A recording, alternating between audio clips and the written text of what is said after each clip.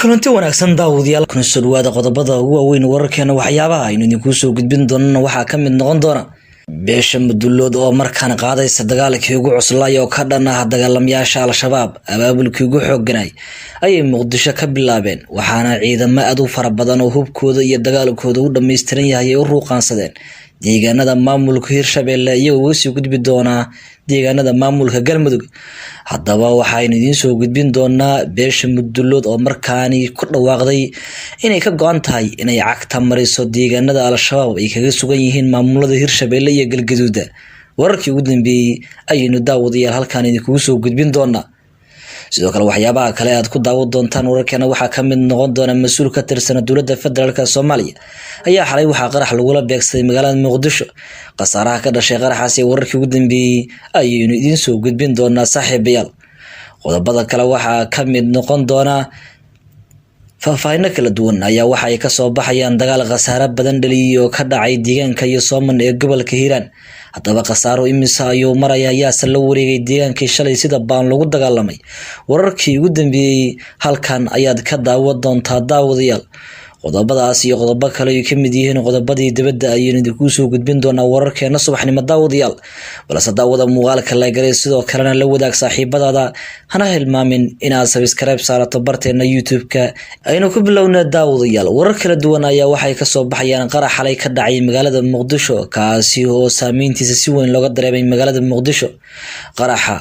ayaa waxaa la joogtiisa iyo dhawaqiisa si weyn looga maqlay qaar ka mid ah degmooyinka gobolka Banaadir iyo xaafada ka tirsan caasimada waxaana la sheegay qaraxaasi inuu ahaa mid lala beegsaday mas'uul ka tirsan dowladda federaalka Soomaaliya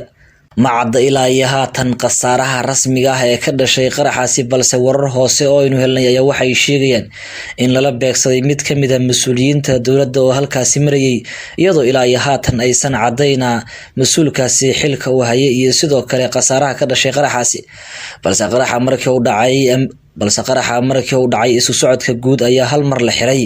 iyadoo ciidanka ammaanka ay bilaabeen baaritaano culus oo ku aadan qaraxaasi walow aan la shaacin ilaa iyo haatan cid loo soo qabtay mas'uuliyadda qaraxaasi markii dambe xaaladda guud iyo isku socodka ayaa si guud ku soo noqday waxaana la arkayay dadka iyo gaadiidka oo isticmaalaya halkii qaraxa uu ka dhacay markaan haddii aynu eegno daawadayaal wararkii ugu dambeeyay naga soo gaaraya gobolka Hiiraan waxa ay sheegayaan in dagaal saacado badan qaatay oo u dhaxeeya dagaalamayaasha Al-Shabaab iyo ciidanka xoogga iyo kuwa macawisleyda oo isku dhinac ah oo halkaasi oo dagaalkaasi qaboobay kadib markii ciidanka xoogga iyo sidoo kale kuwa macawisleyda ay iska caabiyeen dagaal xooggan oo kaga yimid dagaalamayaasha Al-Shabaab dagaalamayaasha Al-Shabaab ayaa la sheegay in weerar gaadma ah oo aad u qorsheysan ay ku soo qaadeen deegaanka iyo Sooman balse markii dambe ciidanka xoogga ayaa ku guuleystay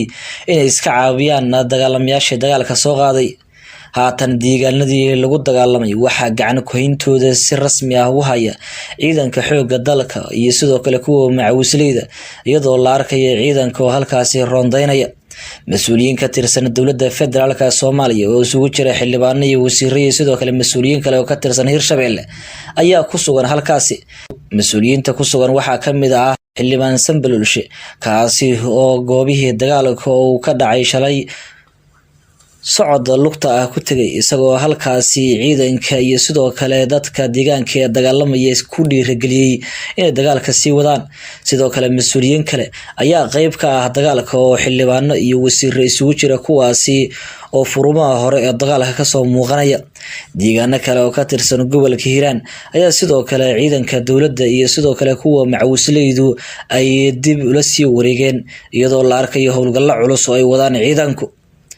markaan haddii aynu eegno daawadayaal beesha Mudulood ayaa markaan waxa ay qaaday weerarkii ugu cuslay ebada iyo sidoo kale abaabulkii ugu xoogganay magaalada Muqdisho ee caasimada Soomaaliya ayaa waxa laga sagootiyay ciidankii abid oo tirada badnaayay kuwaasi oo ka socda beesha Mudulood xilli ay ku sii jeedaan deegaanada Al-Shabaab ay ka haystaan maamul goboleedka Hirshabelle iyo sidoo kale maamulka Galmudug saraakiisha ciidankani horkacayso warbaahinta la hadlay ayaa waxa ay wacad ku mareen in cagta marin doonaan deegaanada maamulka Hirshabelle ay ka haystaan dagaalamayaasha Al-Shabaab waxaana intaas ay ku dareen inay kaga sii gudbi doonaan deegaanada maamulka Galmudug gaar ahaan gobolka Galgaduud halkaasi ay ku sugan yihiin dagaalamayaasha Al-Shabaab. Beesha Mudulood ayaa haatan waxa ay qaaday weerarkii ugu xooganay, waxaana la arkayaa ciidanka oo aad u diyaarsan sidoo kalena hubkooda iyo gaadiidkooda u dhameystiran yahay. Deegaanada maamulka Hirshabelle ayay ka hormari doonaan, waxa ayna kaga sii gudbi doonaan deegaanada maamulka Galmudug gaar ahaan gobolka Galgaduud halkaasi ay ku sugan yihiin dagaalamayaasha Al-Shabaab. waxaa la aaminsan yahay ciidankani inay si toos ah u weerari doonaan fariisimaha ugu xoogan ee Al-Shabaab ay ku leeyihiin gobolka Shabeellaha Dhexe, halkaasi oo ay sheegeen in ay saacado kooban ku qabsan doonaan, sidoo kalena ay kaga gudbi doonaan fariisimaha Al-Shabaab xilli ay ku sii jeedaan hadafkoodu uu yahay in ay Al-Shabaab ka saaraan deegaanada maamulka Galmudug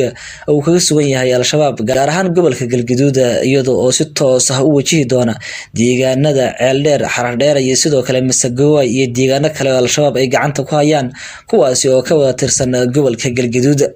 ciidankan saraakiisha horkacaysa ciidanka ayaa waxay carabka ku dhufteen in haatan u diyaarsan yihiin dagaalka, waxaana kamid ah saraakiil iyo sidoo kale xildhibaanada horbuud iyo dagaalka waxaa kamid ah Yaasiin Faray, iyadoo saraakiil uu kamid yahay Gacma Duulana ay qayb ka yihiin dagaalka.